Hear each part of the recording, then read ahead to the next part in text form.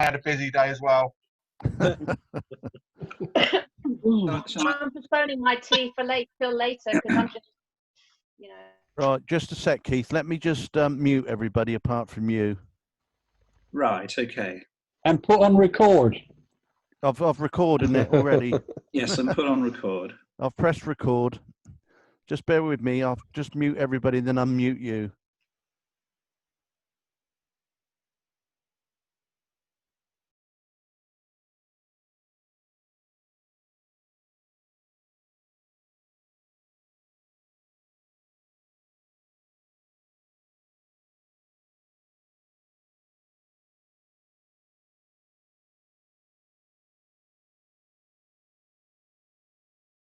Can you hear me? Yeah, we can.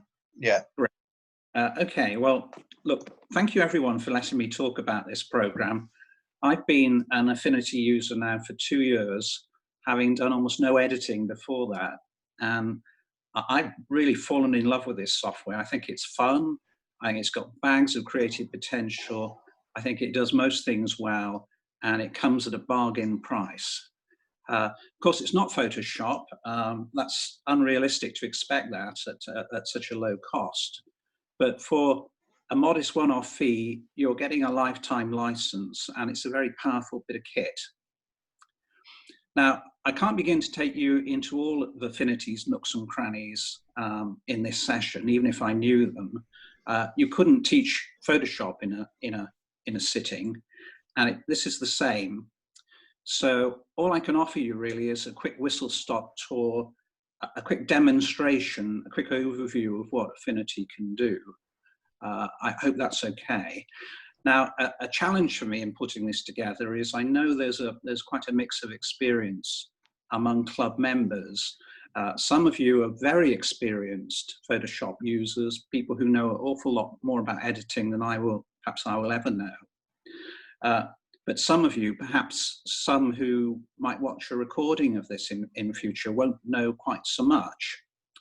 So I'm going to aim for the Goldilocks standard. I'm going to try and make it not too hard, not too easy, but I still could go too fast for some people. I could be too superficial for others. And I think that's where the user group would come in. It would be a space where we can take things at a different pace and cover topics in more detail and learn together.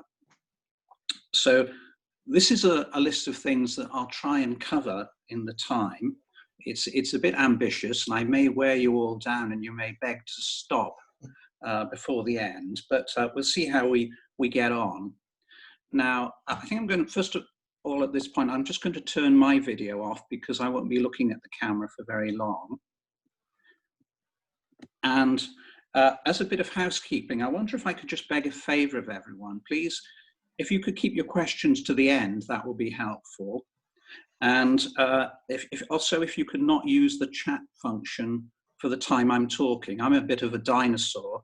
I can't quite manage if things flash across the screen that I didn't put there. So, okay, when you open Affinity, there's not a lot to see until you load a picture. And you do that just like any Windows-based program. You click on File, Open, and then you choose the file or files you want. And I'm actually going to open 3 files here. And to select 3 files, I'm pressing on the Control key as I'm clicking. If you were on a Mac, you press the command, and I press Open. And I have 3 files here. You can see between them if you just toggle at the top. And if you look very carefully up here where my mouse is, you'll see that this file, for example, is a TIFF file. And this one is a JPEG. And this one doesn't say what it is, but it's an Affinity project file with all the layers and all the editing stored in it. So you can open pretty much any file type in Affinity. You could open one of your Photoshop project files, your PSD files. And then while we're in this corner, you can also save your edited work pretty much in any format. So I go to File, Export, And then I have a choice of saving it as a JPEG, saving it as a TIFF, saving it as a PSD file, a PDF, and all these other file formats that I've never heard of.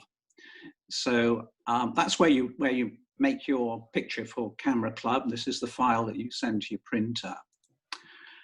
You also have file save as. That's a little bit different. What that's doing is it saves your project as an Affinity file that you can come back to and edit at your leisure later. So that's what that's about. Okay, now I made this, sorry, just excuse me a second, got a screen up. Made this screenshot of Photoshop just to show you how much Affinity looks like Photoshop.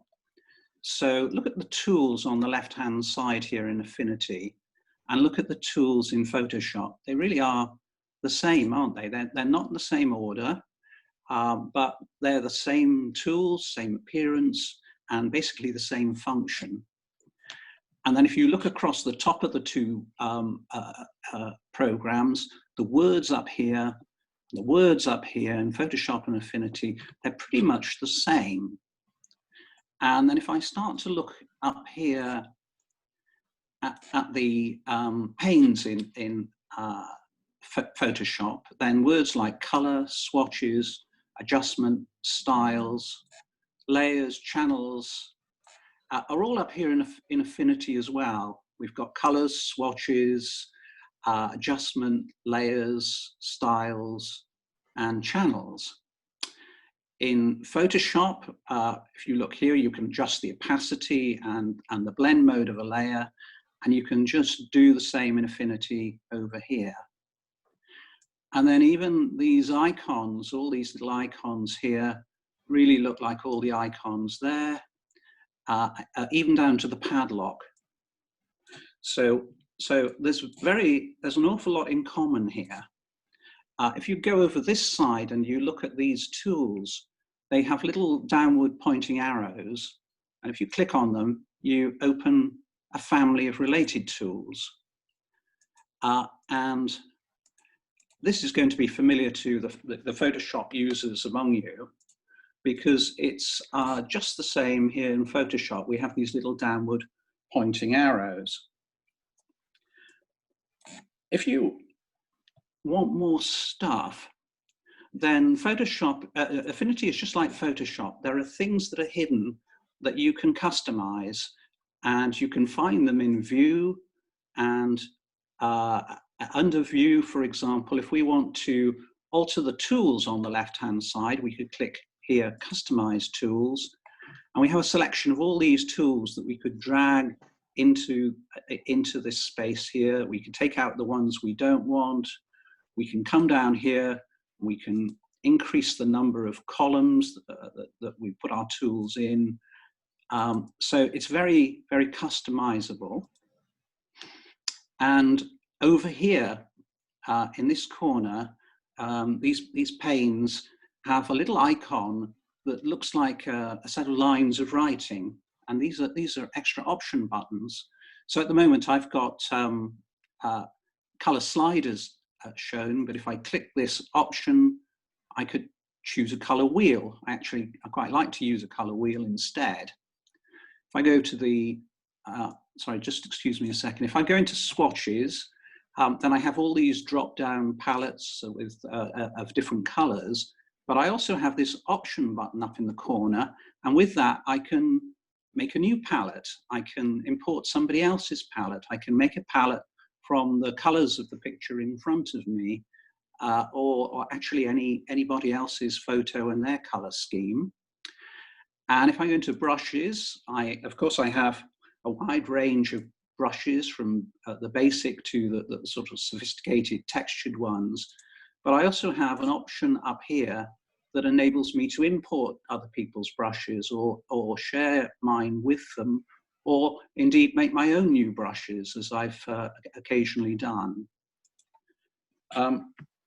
So there's an awful lot of functionality here, and a lot of commonality with Photoshop. One thing that is a bit different, though, are these 5 icons up in the top left here, and they're called persona, and all that means is different workspaces. So at the moment, we're in the main editing space, which is called the photo persona, and I suppose I spend 80–90% of my time working in this space. But if I open a raw file for the first time, it opens in what's called the develop persona, which is slightly different. The tools are a little bit different, the panes are a bit different, but not terribly different from, say, the Photoshop raw developer. And I guess I spend 10–20% of my time working in the develop persona with raw files.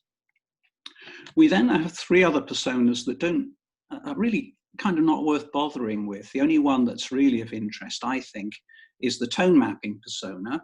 And that's of interest because it enables you to make HDR, high dynamic range pictures. And I'll show you that very briefly towards the end. So let's now,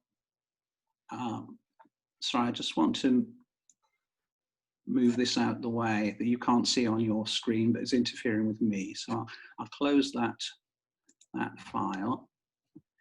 And I'd like to concentrate now on the photo persona, and just a quick revision on layers for the people who are less familiar with that. So Affinity is a layers-based program like Photoshop, and it behaves in just the same way. You have these layers that stack up on top of one another, and the net view you get is kind of the view from the top. And these layers can be switched on and off. And in Photoshop, you click an eye to switch them on and off, and in Affinity, you just click a tick. But it's the same thing. So the layers are switched on and off. And similarly, if you left click on a layer and you drag it, you can move it and put it on the top of the stack and change the appearance. So all of that is exactly like Photoshop. Notice here that there are different layer types. This is a pixel layer. This is an adjustment layer. That's a shape. That's some text. These are technically called vector layers, and these layers behave a little bit differently from one another, and I'll come back to that in a moment.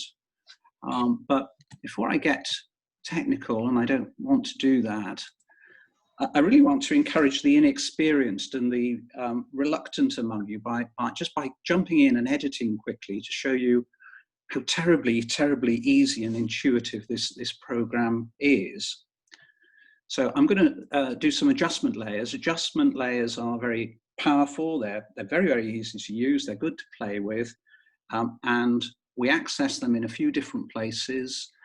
We could use this icon here, which is the adjustment icon. We could click on this tab, adjustment, or we can go up here to layer, new adjustment layer, and choose from this list. So it's like a washing machine or a word processing program. There are about 5 different ways to do the same thing. It doesn't really matter how you do them. Just find one that you like and stick with it, I think. I like this list because I'm just used to the names that are in it. And I like the list below it, which is the live filter layers, because I know what's in them as well, and they behave in just the same way. So let's imagine a few things that I could do with this picture. I could increase its contrast. I could try and make it warmer to give it a nice evening glow. I could change the color of the lady's jumper, or I could go for a nice black and white instead. Now, all of these are absolutely really, really easy to do in Affinity. They're child's play. So if we take contrast, I'll give you not one easy way, but 3 ways. Layer, new adjustment layer, brightness and contrast, and then increase the contrast. Now, seriously, what could be easier than that? Look how easy this box is. It's very intuitive. So it has a couple of sliders. It has a button where you can delete the layer if you don't want it. It has a reset button. and it has two boxes down here where you can change the opacity and the blend mode.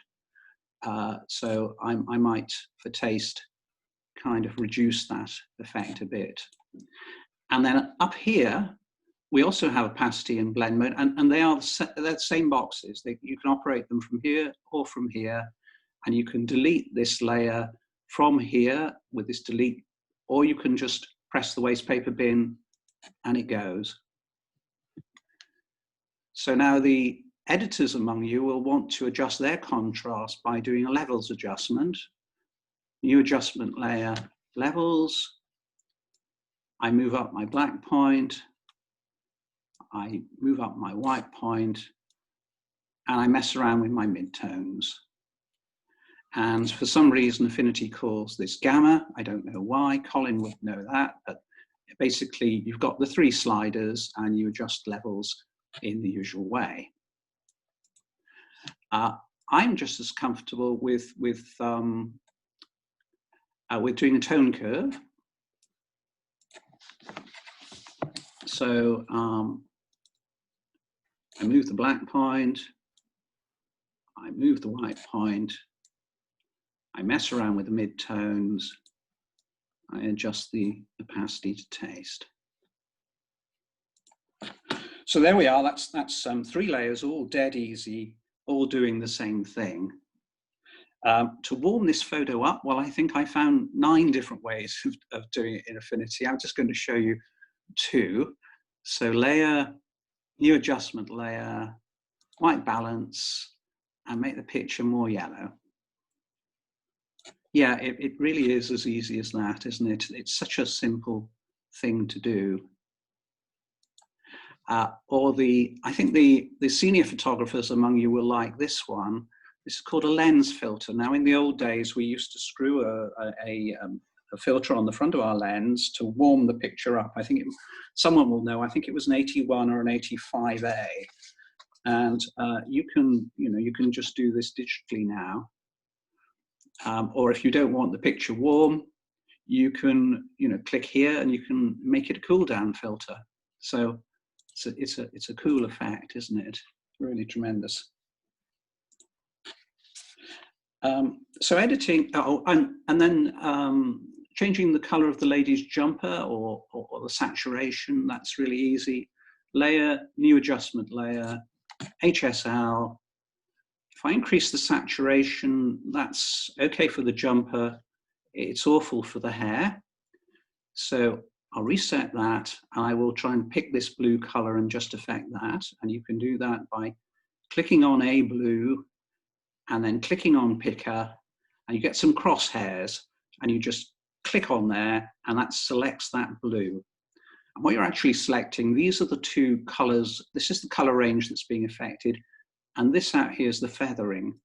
So I could just kind of bring the feathering in, and then I could check that I've got the right blue selected by taking the color out of that blue, just to make sure that it's and only that part should go black and white. And yeah, so it seems to make a nice selection. So now I can make my jumper garish if I want, or I can make it green. So very, very impressive, but very easy when you've done it a couple of times. And if you fancy a black and white makeover, just put a black and white layer in, play with the sliders, and you have a nice black and white effect. So editing with adjustment layers is really, it's just as easy as that. Now, a little bit about masking. I hope everyone understands what masking is, but in case not, I think it's an instruction to show or to hide, and white is show and black is hide. So as in Photoshop, to add a mask, you click on this Japanese flag and the mask gets attached to a particular layer. In Photoshop, you have a little paper clip there. Here you have this little arrow, which is indicating that this is a group. And if you click on here, what's in the group can be revealed. And what we have, the mask here is called a child layer. The layer that it affects is called the parent layer. And what it's saying is that this mask only affects what happens to that layer. And at the moment it's set white. So white is reveal. It's showing you all the effect of that blue box. But if I can get black on here, then I get rid of some of the blue. So I go over here, I pick up a paintbrush. I can adjust its brush size up here if I want. I like to do it with keyboard shortcut, and so we can talk about that at another time. But I pick up my brush, I make sure the opacity and the flow up here are set high. I make sure I've got black, and then I make sure I'm on the mask, and then I just paint away, and the blue effect disappears. So that's what you do in Affinity and in Photoshop with a pixel layer and a vector layer, but it's a little bit different if you're on the adjustment layer. So if you look, this icon over here is white, and that's not accidental. What it's saying is that the adjustment layer has its own inbuilt mask, so it's already there. You don't need to add the Japanese flag. You just need to paint in black to see the layer below.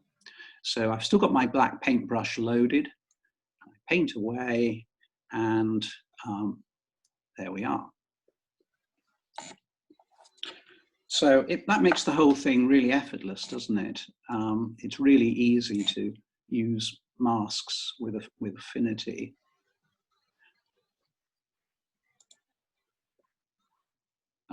Sorry, I'm closing the wrong one.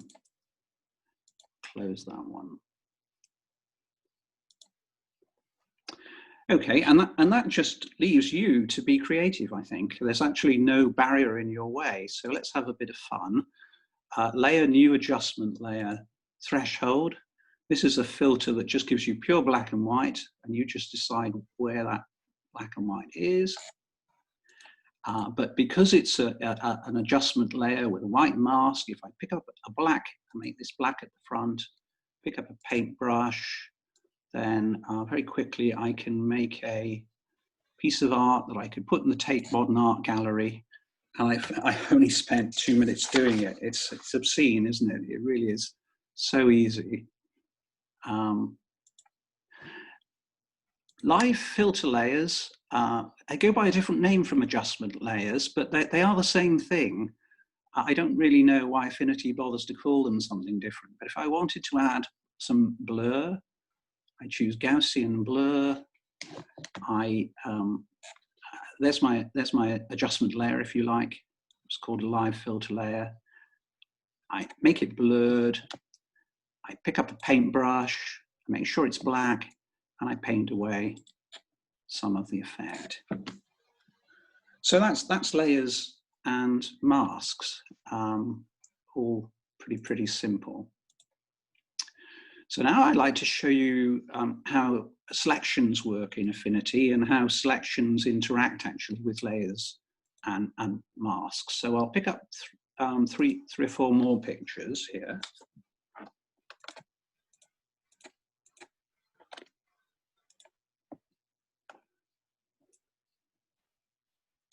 And we start with this one, which is a bit disappointing as it stands.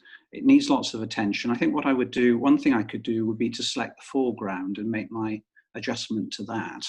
And there are lots of selection tools in Affinity, all the ones that you'd expect really from Photoshop. There's a selection brush. If you look at my mouse up here on the left here, selection brush. There's a flood select tool. There's a freehand selection tool. I can choose a rectangular marquee tool. I also have a pen tool, and I have up here a quick mask, and I'm going to show you the quick mask in a moment. But let's pick up the selection brush tool and just quickly select the land here. So that's pretty nice selection, works really easy. If you want, then you can go to select and you can feather, or you can smooth that selection, you can grow or shrink it. I won't bother to this time. I'll do it next time. So let's just make that that piece of land. I don't know. Let's make it warm, like with the lens filter effect, and let's increase its brightness and contrast.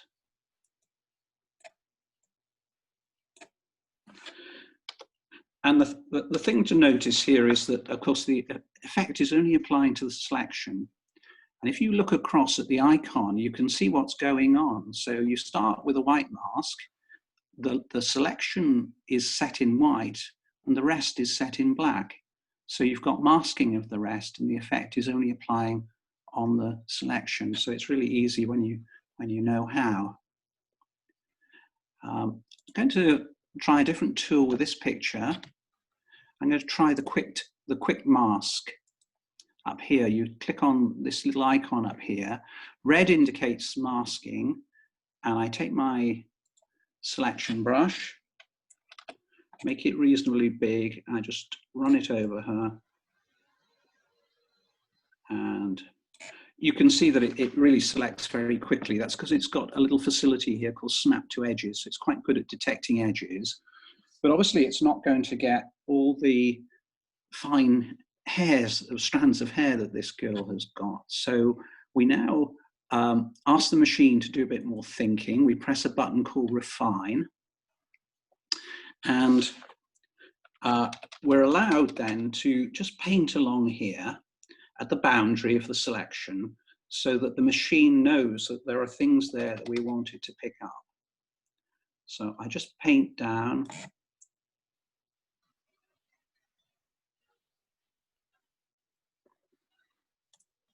And around here.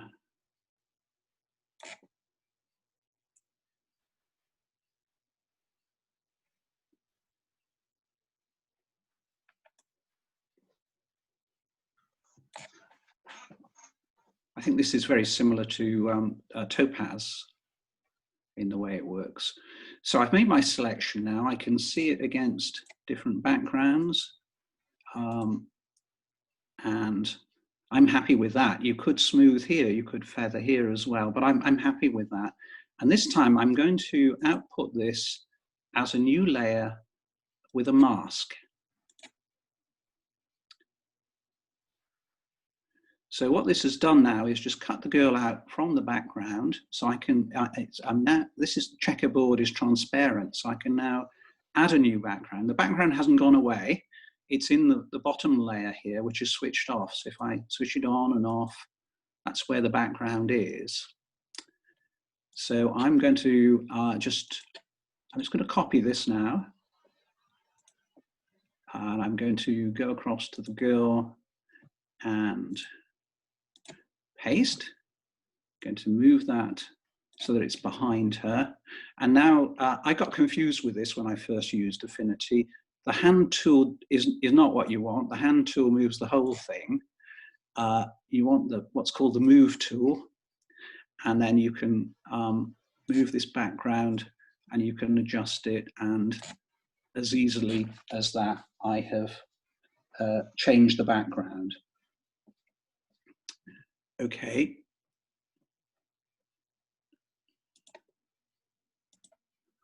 And then I'll just very quickly show you the pen tool. I'm not going to do this very precisely, but this works really well if you've got geometric shapes. So you just keep clicking. It's good with straight lines like this. You can actually create a curve, but I'm not going to bother. And down here, sorry.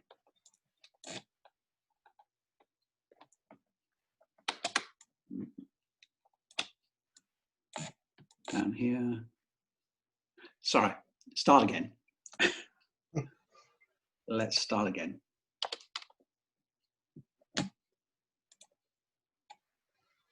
Oh, don't worry. Okay, don't worry. That one failed, but it really is quite easy. You shouldn't go wrong. That's the basic thing. Okay. Now, also, Dave demonstrated in Photoshop last time that you could select a color, which he found really useful. You can do the same thing in Affinity. So if you go into select, you can see that you can select by color range, you can select by tonal range, you can select by transparency, and you can also select a sampled color. It's not quite as strong as Photoshop, but it's not bad. So I start with select blues. That's not really very good, is it? But if I go into select and select sample color, again, it's not very good, but I haven't told it which color I want yet. So if I tell it I want this blue, that's really quite a good selection.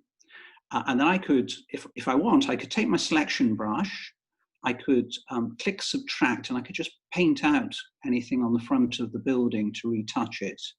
I won't bother, I'll apply that, and what shall I do? I'll make the blue bluer.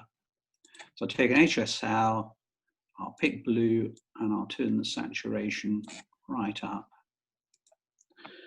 and let you see what I've done. And I've gone from there to there as easily as that. So it's not a bad tool, is it? It seems to work pretty well. Right, while I'm on this image, I'll just demonstrate that Affinity has blend modes. So blend modes, for those who don't know, that affects how the pixels in a top layer blend with the pixels in the layer immediately beneath it. And many of you will remember Malcolm Leach's trick. He told us to duplicate the layer and change the blend mode to multiply. And I can duplicate the layer by clicking here. But everyone knows by now the shortcut in Photoshop, and it's the same in Affinity. It's Control-J, and I'll change the blend mode to multiply. And well, it's almost like cheating, isn't it? It's almost indecent that you can make a picture so much better with so little effort. Blend mode can be really creative if you're in the right hands. I haven't got time to show them at the moment, but they're just as good in Photoshop, just as good in Affinity as they are in Photoshop. Now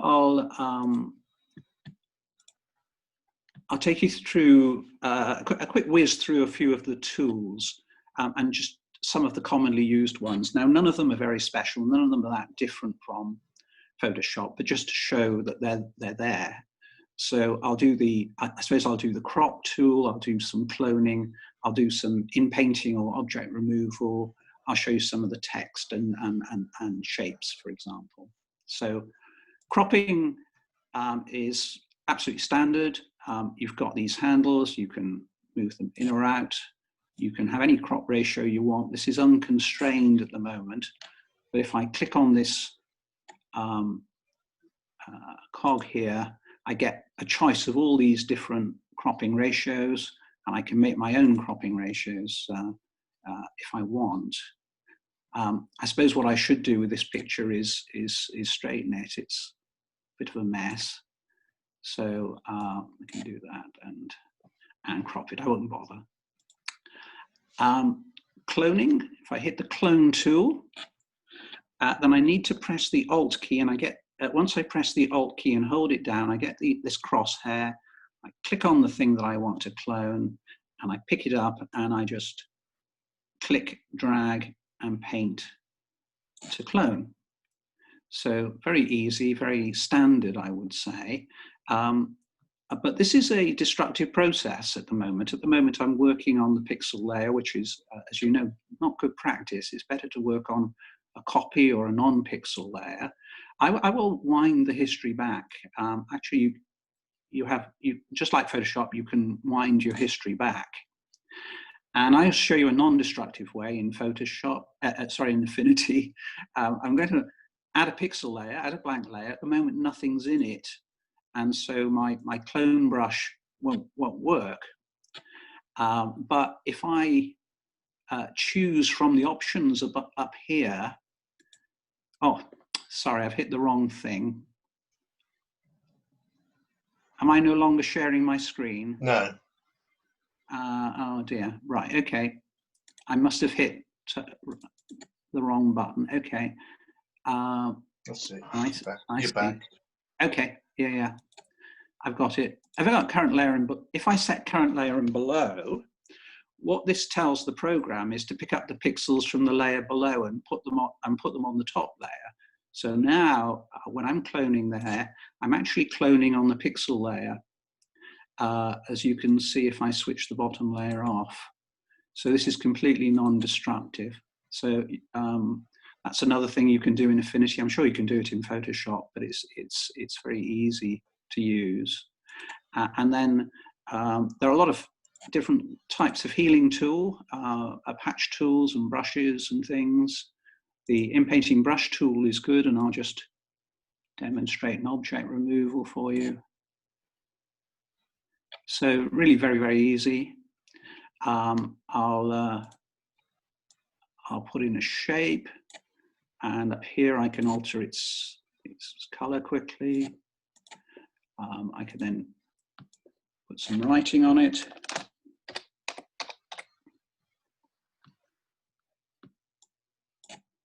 And alter the color of the writing. And apply an effect to it. So here we've got a whole load of effects that you can apply. Sorry, it's freezing a bit on my screen. I'm trying to be too fast.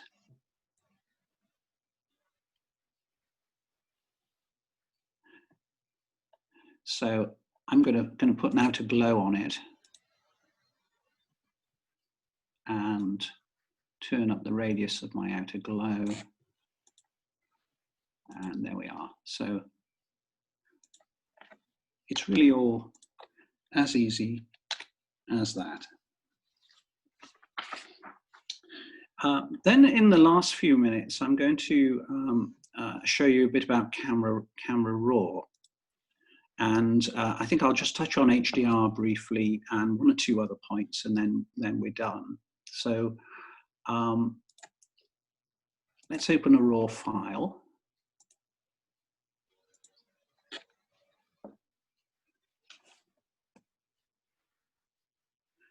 So when we open Camera Raw for the first time, it opens in this develop work persona, which is just a little bit different from what you've seen now. The tool, there aren't so many tools. These sliders are a bit different, but I think people who are very familiar with Photoshop and Lightroom would think that a lot of this is familiar still. In particular, these different sliders here. You've got sliders for exposure, for black point, for brightness, contrast, clarity, saturation. You can alter the white balance. Over here, actually, one of the few tools I use on this side is a white balance tool, and then you can open up the shadows and get rid of blown highlights.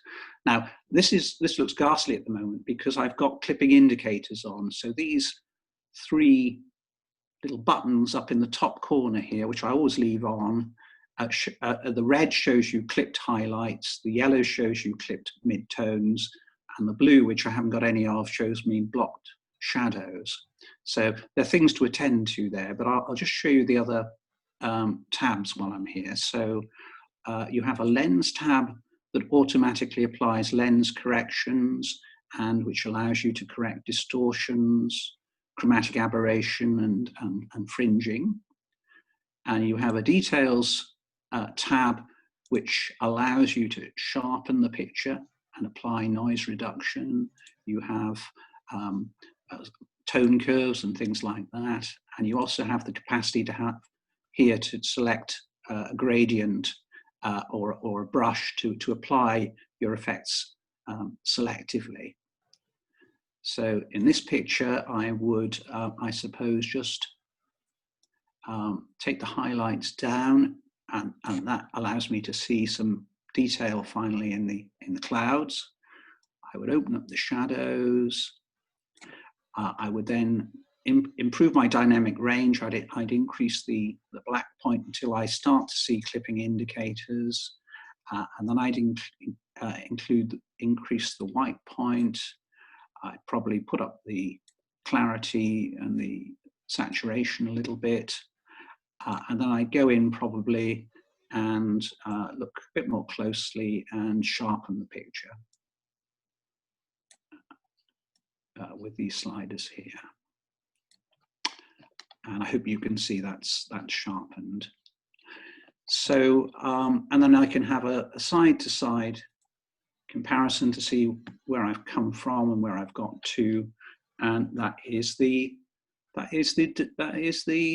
develop persona. When you finished, you would hit on develop and you'd commit it, and it would go into the photo persona, and you'd have all the power of the tools that I've shown you.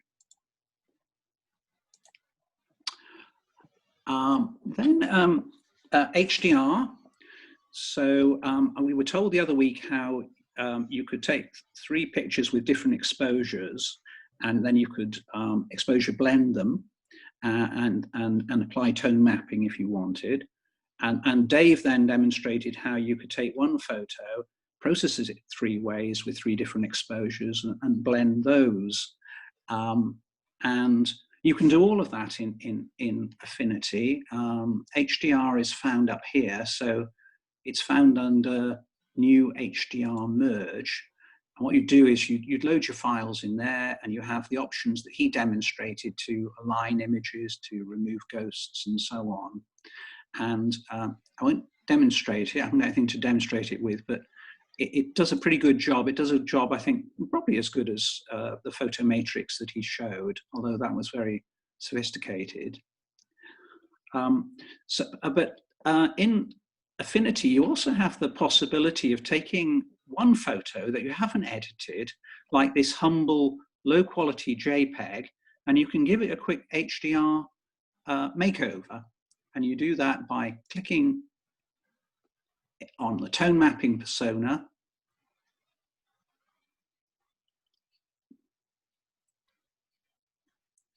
And you get these different presets. This one is sort of the ghastly HDR that nobody likes. But you have sliders on this side that allow you to tone this effect down. So you can reduce the degree of tone compression. You can alter the amount of local contrast. You can make the saturation a bit less lurid. You can leave the amount of sharpening. I will for now. And then you can apply the effect. Now, what I failed to do, what I should have done, this is a destructive process, so I should have made a duplicate layer so you could see the before and after. If we look, that's before and that's after. I'm sorry about all the bits in between. So not a perfect demonstration, but I hope it goes to show that you can do quite a lot with this. One thing you could do is, if you duplicated the layer, you could reduce the opacity of the top layer to tone down the effect, or you could add a mask and just apply this HDR makeover to one part of the picture. So just to note now that under File, Affinity handles multiple files. This is where you can add multiple files. So you could stitch a panorama up here. You can make a stack. You can do a focus merge. And they all work in the same way. You get a dialog box. You just put your pictures in and go and make a cup of tea, and it does it. You don't actually need to do anything else.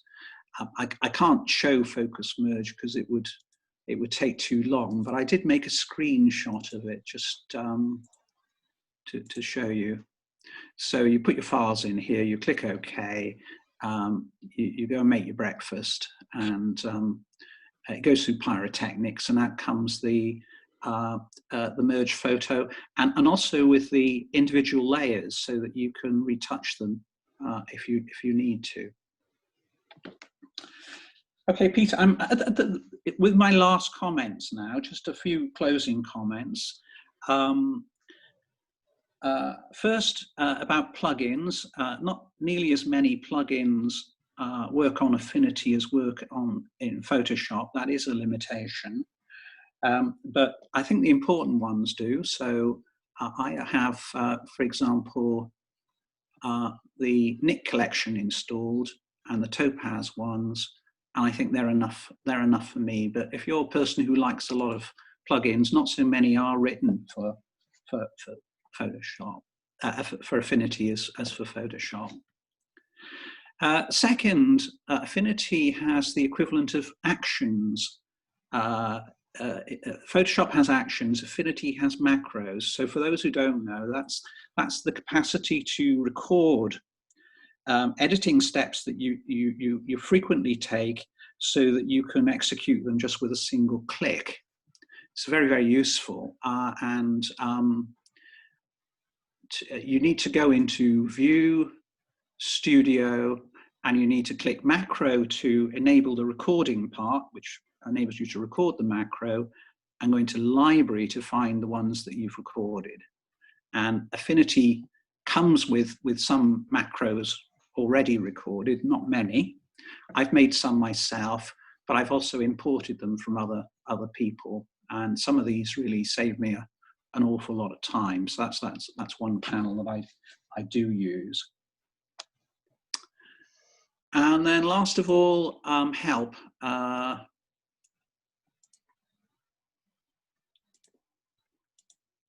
There's an awful lot of material on Affinity out on the website. There are hundreds and hundreds of different videos, and I can recommend good ones. There's also help within the program. So if you click here, what you get is the online manual. And it's a bit turgid, but there's an awful lot of information in it. And if you click also in help under tutorials, then you're getting the Serif Publishers videos. Some of these are simple and good, and others, as Colin has pointed out, very complicated. So there's an awful lot of help out there. And the aim would be in the user group, I think, to try and set up a resources facility where we try and list the most useful links for people. So that's what I wanted to say, Peter. I'll put my mugshot back on, and I'm open to questions if people are still awake. Let's just ask everybody to unmute themselves. Questions. It was a very interesting presentation, by the way. A couple of them you covered, which was Photoshop plugins, and I also noticed, but you didn't mention it when you pulled down, you had a haze option, which would have been nice on your core food. Very good. Let me show you, because it's really good. Actually, that's one of the tools that I put on this side. So I'll show you the haze removal. It's very, very nice. Except that of course I'm working on the Yeah, because I use haze in Photoshop quite a lot, and I can see that that's working quite well. Let me start again. Yeah. So there's the split screen. So this is a steal, really. You know, it's a real cheat. Again, you can easily improve a photo just by clicking on the haze button. Okay. In filters or somewhere else, do you have a liquify filter? Yeah, you certainly do. Yeah. That's another cracking good filter, isn't it?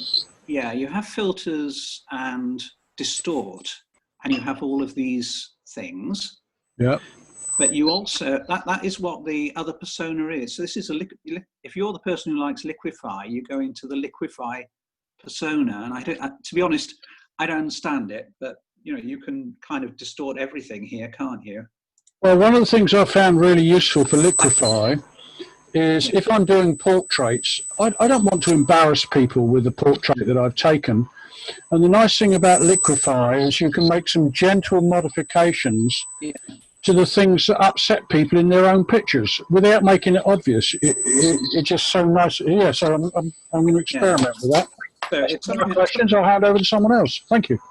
it's something I meant to learn, but I haven't yet. But the Liquify persona enables you to do that. And yeah, it enables you to make Salvador Dali watches that fall off the end of the table and it grossly exaggerate people's features. Which is very true, but it also helps you, without making it look obvious, to remove 1 or 2 pounds from a waistline like mine.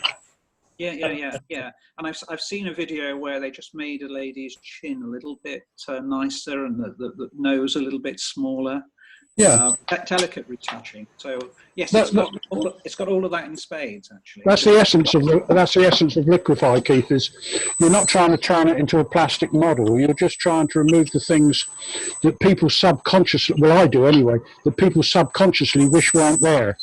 And it's extraordinarily good for that on portraits, I find. But anyway, that's answered my questions. Thank you. Yeah, so it has a whole workspace for that. Right, that's great. I think that's really good, Keith, that presentation. Excellent. Thank you, Keith. Thank you, Keith. Absolutely Very brilliant. good. Excellent. Very nicely done. Thank you. Yeah, well done, I'm now redundant. You are definitely, Peter. Yeah, I'm not. Don't get me wrong. I'm not complaining. That was incredible. Well, I hope you can see it. You know, it's not Photoshop, but it's an awful lot for next to nothing. Yeah. It's pretty close, actually. Yeah, it is. It's very good. It seems to be a lot easier to use. I didn't really touch on things I think aren't so good in Photoshop, and I struggle here because I've never really learned Photoshop. All I'm doing is guessing from seeing you guys. I don't think the raw developer is so good.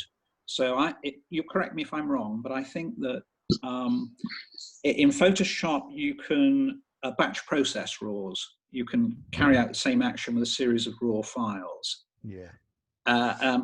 You can't do that in Affinity. So it has a batch. I didn't show you, but up here under File, Batch Job, it does allow you to do batch things, but it won't do them with raw files. Right. So you have to develop each raw file individually, which is a bit tedious. But it's a pretty small limitation, I think. Yeah. I use batch processing, for example, to make all my files smaller or save them in a different format. And then I could use any of the macros on a batch process, but I can't batch process a raw. Can you make a macro up and then batch process the macro in RAW? I don't think it would do it. There is out there an Affinity forum, a proper official users group on the web, and when I looked, I couldn't find that you could do it. There was something on one of the YouTube programs today where they used the macro to bring down the size of the picture to a 2x3 format. Also to put an edge around the border so you make an action or a macro. Oh yeah. And then you could adjust the colors and everything else. And then if you did it on a raw file, then you can batch process that macro. Okay, well, send me the information, Carrie. I'd be interested to know. I do have a macro that I call Club Finish, incidentally, which was in the days when we had to make a smaller file and put a board around it and so on. So they're useful functionality. Just run through that board. Anybody else got any questions? Keith? I had just a question. Keith, Yeah. I thought that was really brilliant. Thank you. You know, we've had chats in the past about Affinity, and I love using it. And I certainly learned a few nuggets. Thank you. I wanted to understand the clipped thing a bit more, just about not necessarily the software, but what clipped means as a photography term. I think I understand it. And could you remind me, Keith, where you saw the HDR makeover? What button was that? Oh well, HDR makeover is in RAW. Is tone mapping. Ah, fab. Thank you. So if you see where my mouse pointer is, you come up here to tone mapping. Yeah. then you need to be on a pixel layer, and you take that pixel layer into the tone mapping persona. You can you can do an HDR makeover. As regards the clipping, well, Colin is be better to talk about that, but that's where you lose information. So if your highlights are so bright that you can't see any detail in them, the convention is to say it's clipped. And if the shadows are too dark that you can't see information in them, the convention is to say the shadows are blocked. But often there is a bit of information in them if you adjust as you could see, my first pick, that's Jane Austen at Chawton, that statue, it didn't appear to be any information in the clouds, but actually there was information there. Thank you, Keith. Fabulous. Because what I learned, I didn't know. The three squares up top right. Yeah. I went into my picture while we were chatting. The one from the PDI comp, which, if you all remember, I entered and I was off from the call. The statue in my garden, my mum's garden, and it was obvious there was like overexposed. So it was quite cool because it could clearly show the back of her, this white. And then by bringing down the exposure or the brightness, it fixed it. So, there's some really handy tools in that. So thank you. I've really enjoyed. The thing I've really enjoyed in Affinity at the moment, maybe it's a separate group as we, learn more together, is the gradient tool. I've been really enjoying that. So the Ocean Village pictures from last night are great if you want to have a bit of fun adding some, yellow through to blue sky or whatever you want to do. Really like that. Yes, I was going to demonstrate that, but in my original preparation, my talk would have lasted about 3 hours. So there's a lot in there. But the gradient tool is great. It's good fun. 3 hours might have been too much for all of us. Yeah. Hey Gary, I got on the way home last night, Gary. I was on my way home last night, Gary, on my bike, as you know. Yeah. And I was going for a Millbrook, and I took a picture, Gary, I thought you might like. Do you want to see it? Yeah.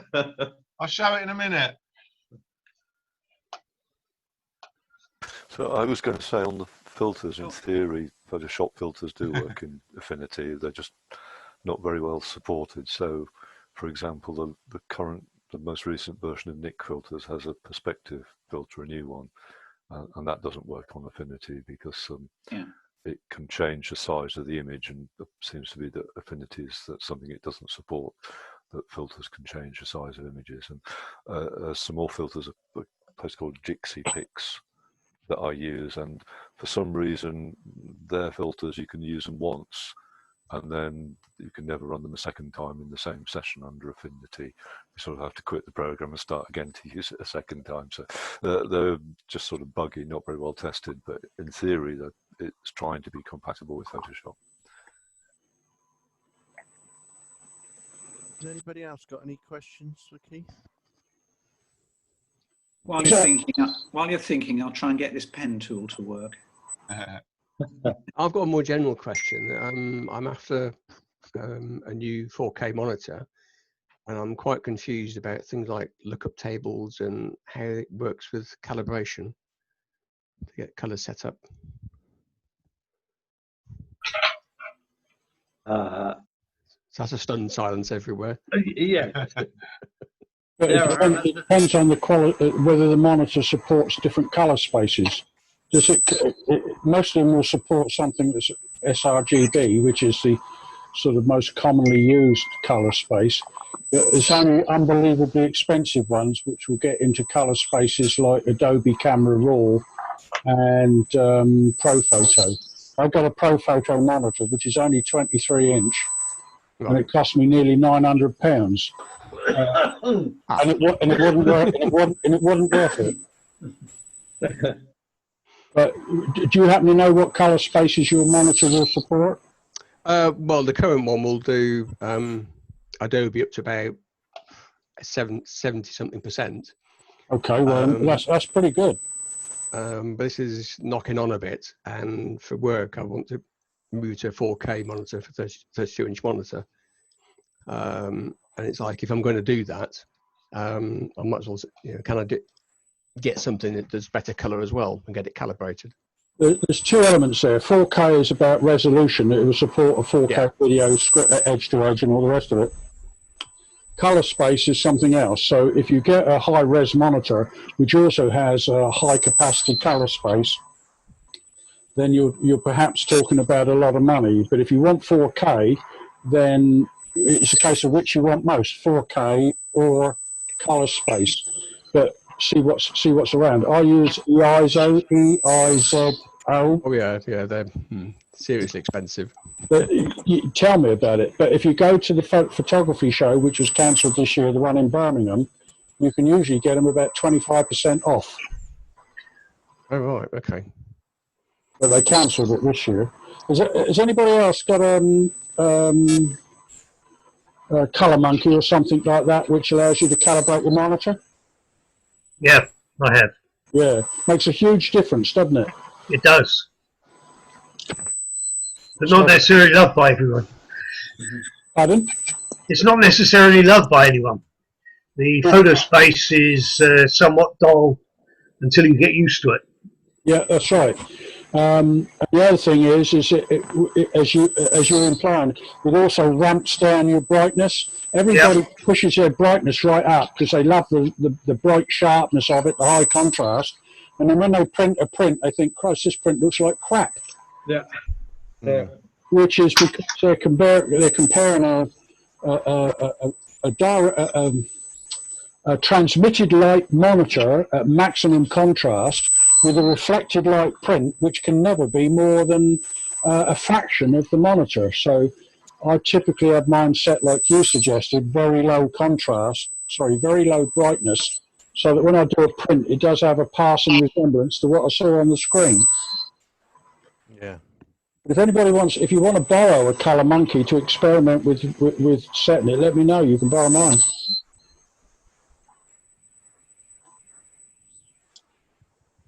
Stunned silence. Right, that's good. Anybody else got anything they want to ask about Affinity? Yeah, two more. Does a Control 0, Control 1 expand to full size and put it back to fit frame? Yeah, it does. Right. I didn't talk about keyboard shortcuts, but of course they're very useful, and I think they're, as far as I know, they're the same as Photoshop. So, for example, if you want to make your brush smaller, I hit the square bracket key. Yeah, that's the same. The left, and I hit if I want to make it bigger, it's the square bracket key to the right. So I think all these things are probably the same. Or you can use Control plus and Control minus. I think that's the same, isn't it? One really important one for me, mainly because I use it all the time. If you expand that picture to full size with Control 1.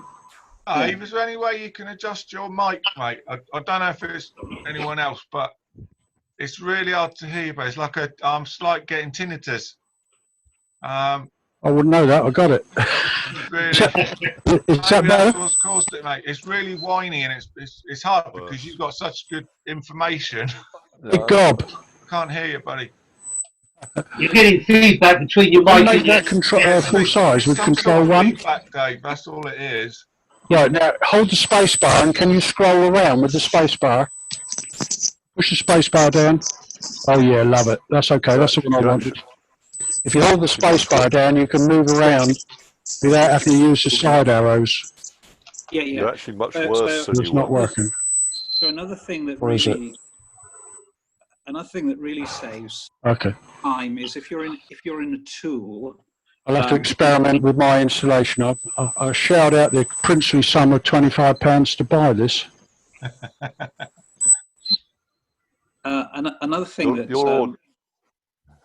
saves. He's talking. Yeah, so the space bar will move the picture around quite happily. Yeah. If you press on the space, if you're in a particular tool and you press on the space bar, then you get the hand tool. Yeah, just the same as Photoshop. So it means you haven't got to come out of that tool. Yeah, I think all of it's the same. So, for example, if you want to invert your mask, it's Control plus I. Yeah. You know, anything that works in Photoshop, you should just try it. The chances are it probably will be the same. Okay. I'm impressed.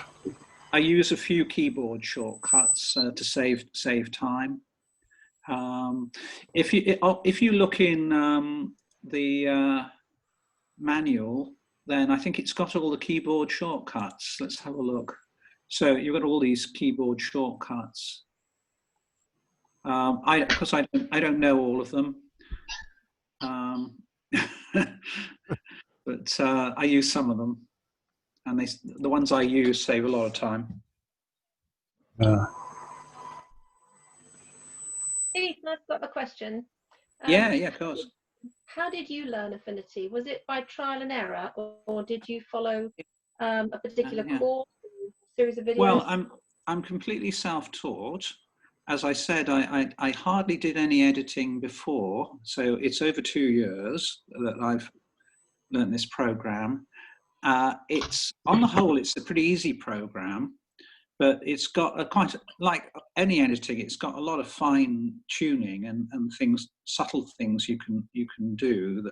And I've just watched lots and lots of videos. So when I get stuck with something, I watch a video and then I watch another video. It pays dividends in the end. But I've shown you in the first part of the talk that there are lots of very easy things you can do. You don't have to learn to be clever with this if you don't want to. But if you want to, then it really is. It's very sophisticated how far it will go. Yeah, I was talking to Bob about this last night. I think Trudy as well. I found a really good course on Udemy. Do you want me to bring it up on the screen, show you quick? I think it's really good. If Keith's finished, that is. I'll stop sharing, shall I? Okay. Yeah, okay. If you've done there, it's lovely. Yeah, great. Hang on a sec. Let's just have a look and see who's still awake. There are courses you can subscribe to. I haven't, but there's some good teachers out there. My aim would be to perhaps identify the people who produce the best videos, and you might want to enroll on their course if they offer a paid one. There you go. Pete, shall I just share it? Yeah, stick it up, Ray. All right. This one, you see that, guys? This one here by Udemy is really good, and I think it was £15. It's a bit of a bargain, really. It's very thorough. So I've got the another iPad version, but it's basically the complete guide to photo editing Affinity, and it's done by an American kind of an artist, graphic designer who really knows this stuff. And you'll see if I just go quickly down the side, you've got the usual get started, goes through all the tools, gives you projects to work on. Some of the things that Keith's covered tonight is in there, definitely. It's just really good. Just recommend it, that's all. And he's good fun to follow. I've done a couple of courses on Udemy and found the structure of them to be really excellent. So the fact that they're in short bursts, if you like, short chapters. So the way I like chapters, and very often you do get projects and things you have to do before you move on. So and they usually, quite often the sort of courses they offer on Udemy can be very expensive, and then suddenly you find it's on special offer at $9.99. Bargain from 200 to $9.99. But yeah, if we pick up, Keith talked about the flood selection tool, their blend modes and things like that. Yeah, it's a cracker, really is. And what was the other thing? Just move this away.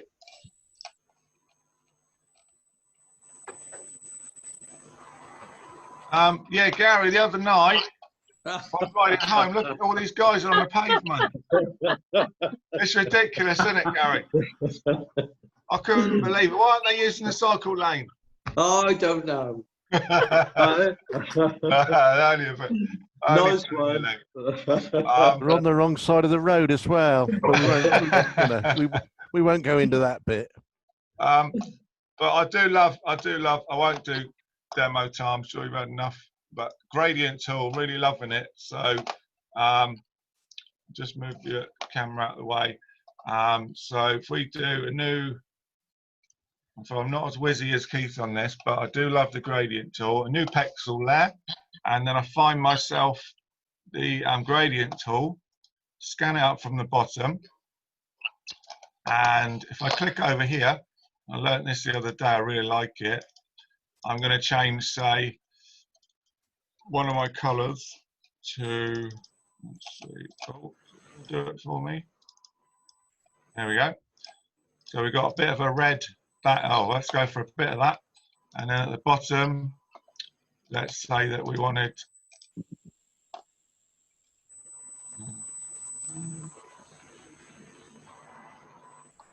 a bit of yellow down there. Oh, I think it's frozen.